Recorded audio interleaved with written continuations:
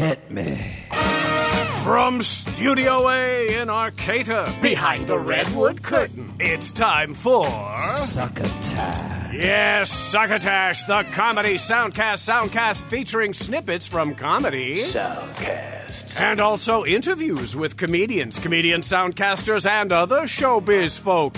And now, here's this episode's host from up the coast, the man who puts the X in Xbox and the tie on antisocial, comedy soundcaster, Tyson Saner.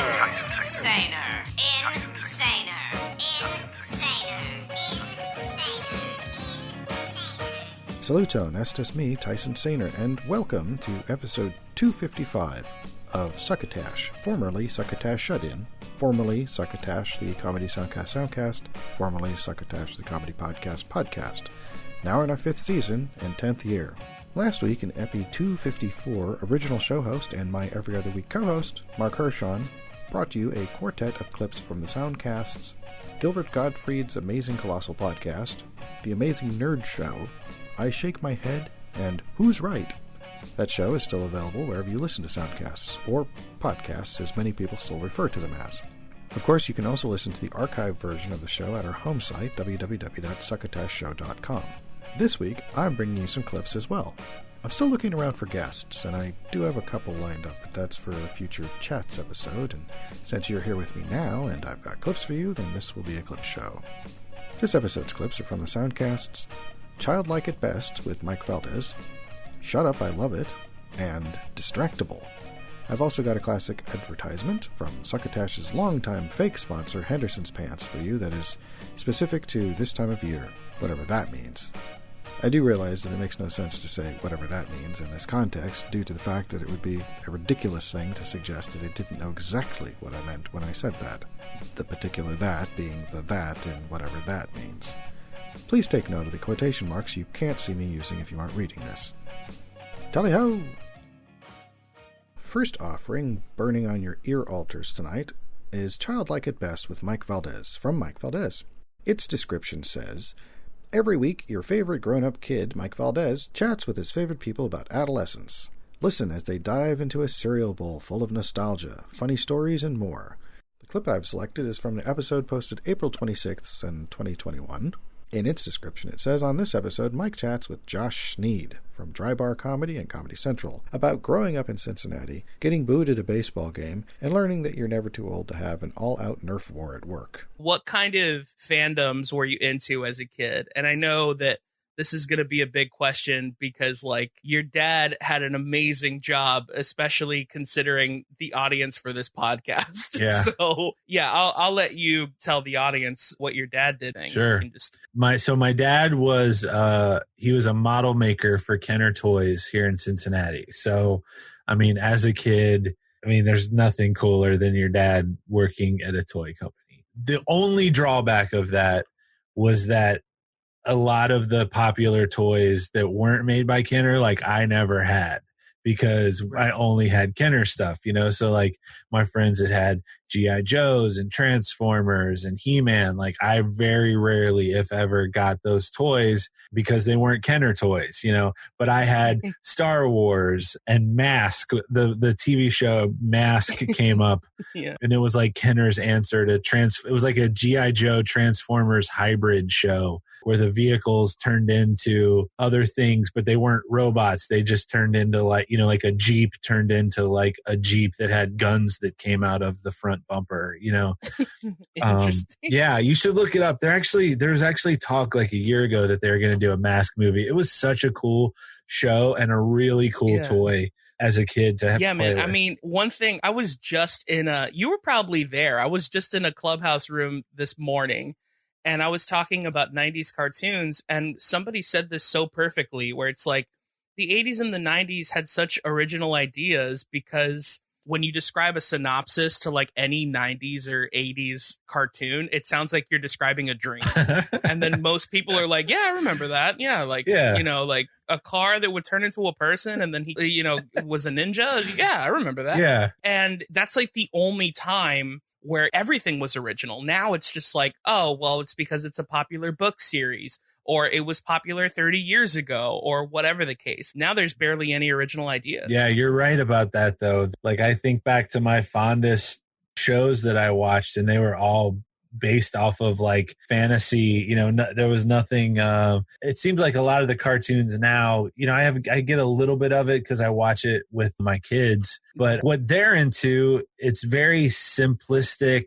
It's all like really nice spirited, and that's good. That's what you want. Like, I don't think we realized when we were kids that maybe subconsciously we were learning about, violence and the struggles of good versus evil. Like my daughter watches a show that's like a rainbow tree that sings songs.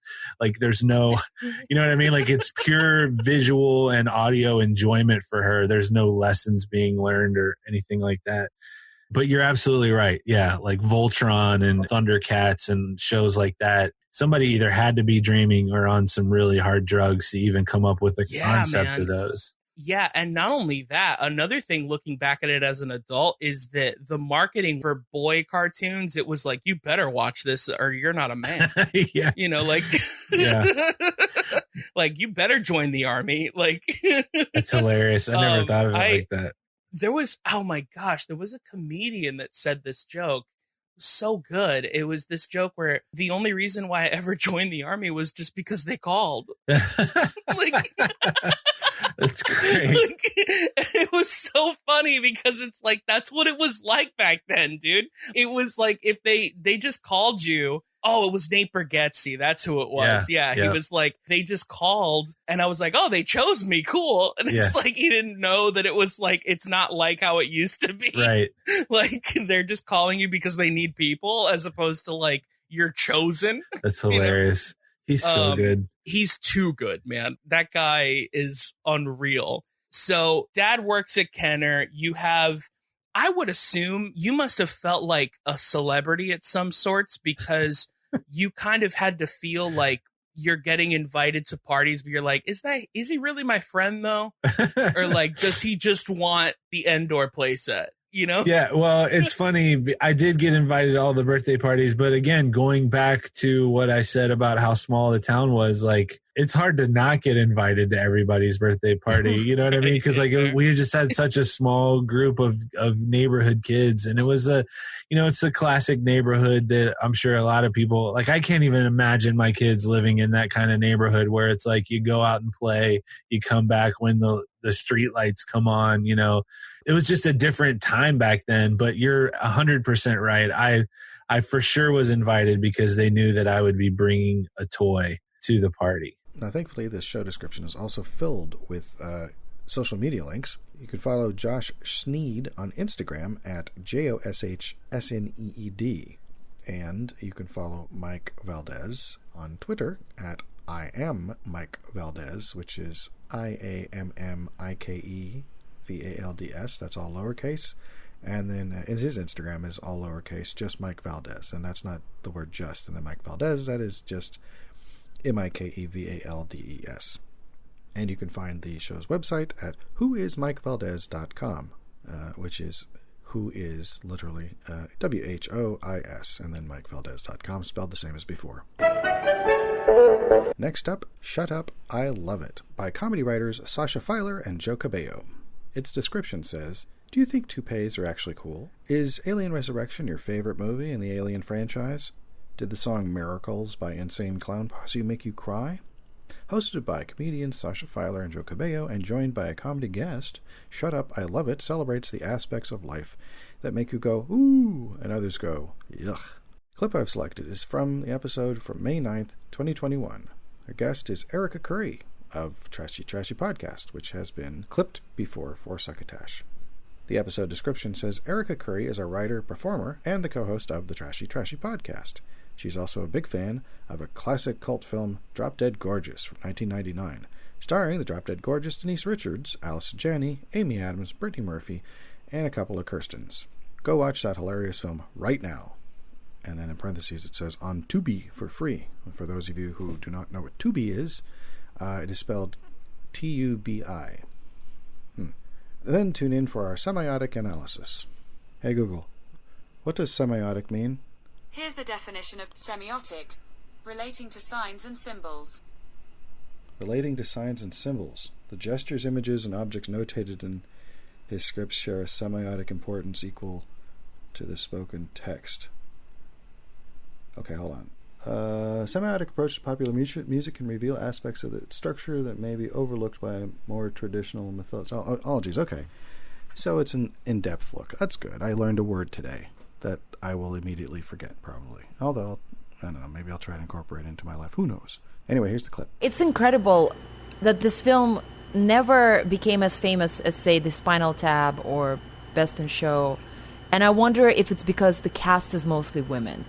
It's just interesting. Yeah, that is my gut reaction, is that there was just, and it's about a beauty pageant, which is so niche on its own, and people just kind of disdain the beauty industry and the pageant industry. But as a young kid that loved mockumentaries and also wanted to be in pageants, this was it's as if they dropped the documentary crew in my hometown. Oh, wow. I grew up in a very small town. Mount Rose makes my town look like a metropolis. Where did you grow up, Erika? I grew up in Sterling, Oklahoma. Population 600. Very small town. Very small town. Very much the lazy Shriners won't take down the Frida sign. We had that mayor. Right. Because it feels very specific, to a certain type of town vibe, whether it's in that region or elsewhere. So it's not really something I know or understand, but it was just a blast. So was that a big part of it when you first saw it? Just kind of a connection to it? It's so a similar feeling was when I watched King of the Hill for the first time, and that was around the same time. But it was did Mike Judge literally sit at our town corner and just write down people's names, write down the happenings of our hometown? We had the small town beauty beauty pageant director that was a complete narcissist. We had every element of the trailer trash people. Every element was so accurate. It was it blew my mind, because it was the first time I really felt seen or heard in television was through the eyes of this movie. That's very cool. And did you mention when you first saw it? Was it when it came out, or? I never saw it in theaters. It was a home video purchase. So we would go to the 2 towns over to the local video store, because we didn't have a Blockbuster. A nice little HVP. Hometown video store, and we would rent it, and it was like a slumber party movie where you just kept it. Oh, yeah. And it's what are we going to rent? Well, let's rent that one again, because we're going to have a good time. What do you think? You probably don't remember, Erika, but maybe you can guess what made you rent this movie in the first place. Did you know the actors and that's why you wanted to rent it? Did it seem because it's the pageant topic, that's why you wanted to watch it? I just remember, seeing the trailer for it on television, but my parents didn't take me to the theater to see it. Shout out. I was shout out to your parents. Shout out to my parents. Bless their hearts. They did their best to keep me out of entertainment industry and away from it. And I just a moth to the flame. There I was. It happens. So the minute I saw it, in the video, the family video store, I was we have to rent this. Right. Yeah. And now it's all history, because you're still watching it sounds like how many times a year? About twice a year, I revisit it. And spreading it like a virus to others. Like a home video purchase virus, like an HVP virus. Keep saying it. Virus. The rating, too, really baffles me, because I have maybe 2 qualms with this movie, 2 criticisms. And one of them I don't even think would apply at the time. And that's some of the stuff is a little dated, humor is a little dated and rude by today's standards.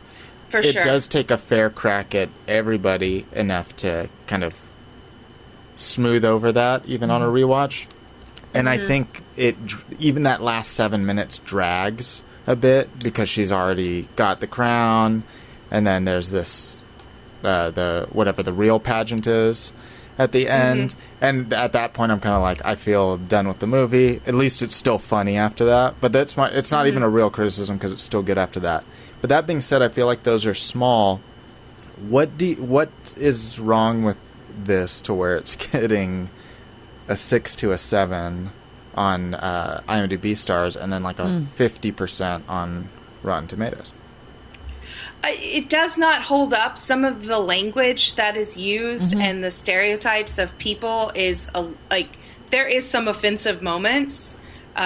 We definitely were not in a quote woke culture in 1999.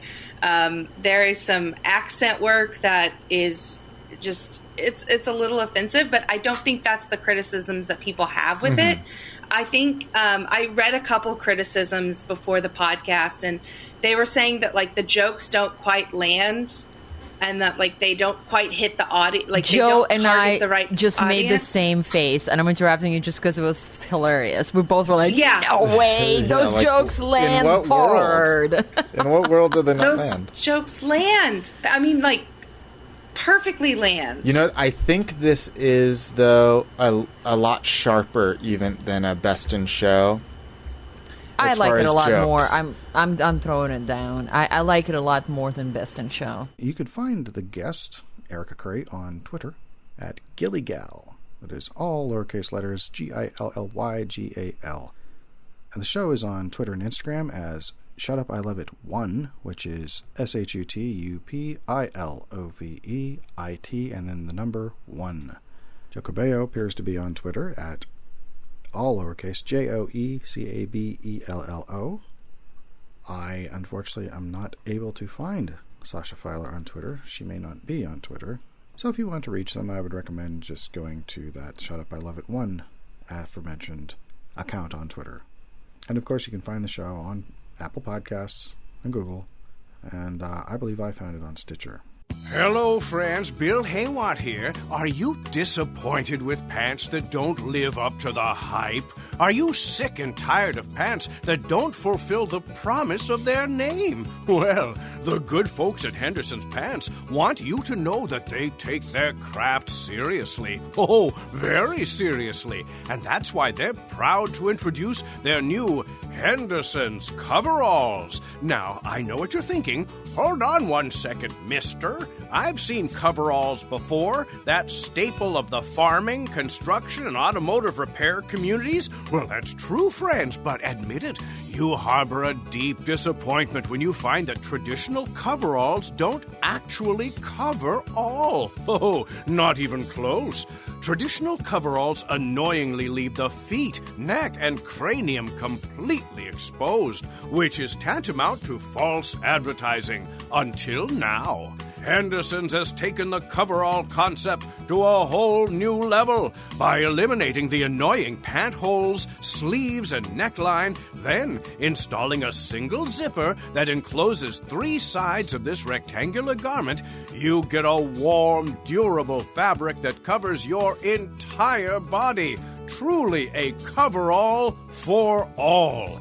Originally designed for disaster relief areas, tsunami-prone beaches, and plane crash cleanups, the design of the Henderson's coveralls has nothing to do with rumors of a recent contract that fell through for Henderson's to provide 10,000 body bags to FEMA. That's Henderson's, makers of stuffed sacks and ditty bags since 1834. And now back to Succotash. Take it away, Marco.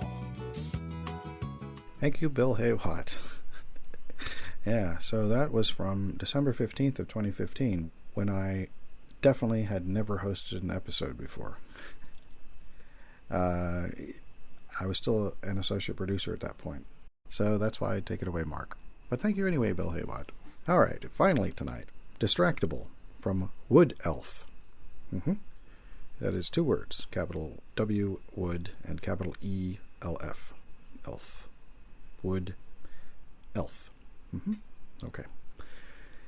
Its description says, the Distractable podcast with Mark Fishbach, Wade Barnes, and Bob Meiskens is a space to have thoughtful discussions about funny, out there, or otherwise interesting stories from everyday life. Also, an opportunity for three friends to remind each other they are not as smart as they think. So, this is a brand new, as of a couple weeks ago, soundcast. This episode is their first episode. It's from May 17th, 2021. And it's called Hair. So, in the description it says, today the guys discuss all things hair and the lack thereof. They warn of the dangers of hair removal, explore the strange hair trends of ancient Greek statues, and discuss sci-fi scenarios where the elite harvest hair and organs from the less fortunate. I chose this clip because teratoma. Okay, so what is this article? I wasn't actually reading it. All the parts of the body to create in a lab? What? They grow ears on mice and stuff, right? They're working on organs. Yeah, but I mean, did someone just accidentally make hair? Have you ever heard of like the teratoma? The teratoma? You know, I hadn't until you said it the third time. You guys know what the teratoma is? No, not enough that I would venture to describe it. Teratoma is fucking terrifying. Okay, so this is a picture of a teratoma. What the hell is that? Not pictures. Why would you send pictures? Oh, what is that? Yeah, that's a good one, right? It's a teratoma. It's a teratoma. Is that teeth or marshmallows? Okay. Those are teeth. Yeah, I know, right? Oh, okay. God. I'm actually going to delete that one. Please do. I'm secretly trying to eat lunch in the background, and I don't think I can do it anymore. So a teratoma is a tumor that can occur in the body. It's pretty rare, but basically it grows random parts of the body inside of whole parts, whereas some tumors are just like masses of cells. This one actually is starting to make parts of the body. So that's why there can be teeth in it. There can be hair, ears. There can be an eye in it. You know, there could be anything in your human body in terms of an organ in this tumor because it just starts randomly growing full organs. I just came up with another way to generate new hair for human transplant. Does it have to do with the teratoma? Yeah, you just need to come up with a method by which you can instigate teratoma creation. So inside your person who wants more hair, you inject them with something that causes a teratoma to form. We'll call it the T virus. T-virus. What if it gets a voice box that talks to you and it's like, please don't remove me. God. If it talks, that's a different issue. But you just keep doing it and you keep harvesting the teratomas and you just take, hopefully you get some hair in some of them. And keep accumulating hair out of hairatomas. You could call it the hairatoma. If at first you don't succeed, just keep growing them. God, it's like a loot box. You're like, I hope this one's got hair. Teeth again. Oh, damn it. They said for the wealthy, it adds up. Or if you're really desperate, you do a bunch at once. How many teratomas can you have in a body and still be alive? I mean, they're extra organs. Honestly, you'll probably be healthier than ever. Even more alive. I got 2.5 hearts. I got some extra livers around. Man, I can drink whatever I want. So you're saying if you do like a 10-fold summon, you get your 11th one free? Yeah, man. That's great. That's probably definitely how teratomas work. Yeah. I mean, in more realistic terms, or probably horribly unrealistic terms, maybe this actually is a way for like future organs to be grown. Controlled tumors that just in your body grows the extra organ. You wouldn't even need a transplant. You just grow it where your kidney is. It would squoosh out the bad kidney, and then the new kidney would be there. You know what I mean? Maybe this is actually like... That sounds like a thing that would exist in like some kind of weird sci-fi surrealist thing where it's like a vending machine. You start feeling kind of sick, you check your bioscanner and it's like, oh, heart failure. Diagnosis: heart failure. You go up to the Toma vending machine and you're like, heartatoma, that's the one. C3 heartatoma. What if the vending machines are just criminals who have done really bad things, and so like the worst of the worst criminals are forced to become these human vending machines that grow your parts for you? Jesus Christ. God. Like the sequel to Human This is Centipede, great. Human Teratoma Machine. I don't think you understand what teratomas are, but I appreciate that concept. No, you just take it. You like I think that's just regular whatever organs part you need. in regular. No, man. Just as a form of punishment, you harvest their organs, but also teratomas. Yeah, no. See, the thing about the teratoma is like if they grow it in their body, it's their heart. Like you want to grow it in your body Until you take it. Yeah, then it's still a transplant, and you have to have matching things, proteins, or antibodies. I don't know how it works, but you can't just accept a transplant from any other human. There's a bunch of shit that has to work. No, Wade's got this. Well, eventually there'll be enough criminals where you'll match with someone, like, maybe it's a sibling or something. Just on the off chance that this criminal matches with some people in need of organ transplants, like grow the maximum number of organs inside this sack. My name's Billy. You're a sack now. You should grow more hearts. You shouldn't have smoked all that super weed. You're not a person anymore. I like this idea. There's probably like some sci-fi thriller about this, or there's like a desperate author listening to this podcast, like furiously writing it. Daredevil. I feel like that's giving our terrible off-the-cuff idea a lot of credit, but I'll take it. Talk about crime deterrence, though. Like, hell, I would never do anything wrong. Not that I do anyway. All right, so apparently Wood Elf Media can be found on Twitter at WOODELFMEDIA. Mark Fischbach, otherwise known as Markiplier, is on Twitter as Markiplier, and that is spelled Markiplier. It's like multiplier, except Mark. Wade Barnes is at Lord Minion 777. That is capital LORD, capital MINION, and then 3 7s. And Bob Meiskens is at Meiskerm, and that is at MUYSKERM. And Distractable, the podcast, can be found on Simplecast at distractable.simplecast.com. That is distractable.simplecast.com. And that's all the content I have for you this week. I do hope you enjoyed what you heard, and maybe you have an idea for what to listen to next. Maybe you had that already. Maybe you were going to listen to one of our past episodes next. It's possible. As I said before, you can find the show archive at www.succotashshow.com, and that is SUCCOTASHSHOW.com. We do have easily a few hundred other soundcasts that we've featured over the years as possible future listening for you to pass the time with. There's so many more soundcasts out there now than there were when Succotash started, and not everyone is still around, but their archives usually are.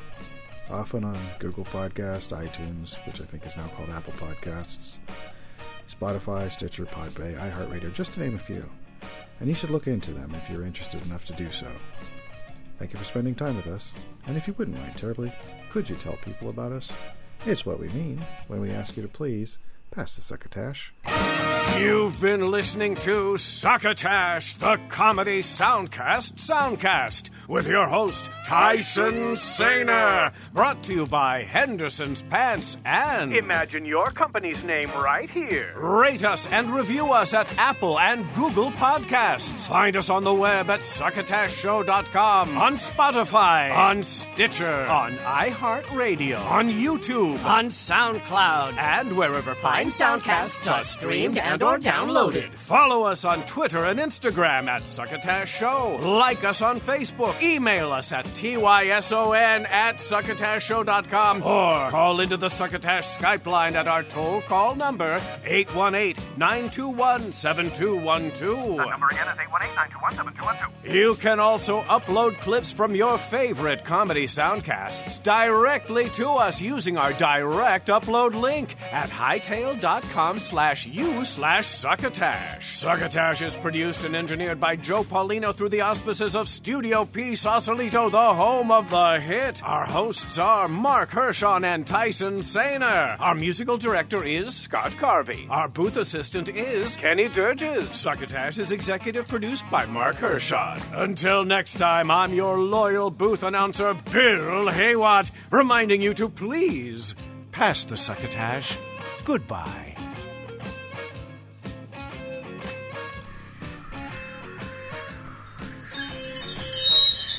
This has been a Succotash Patch production.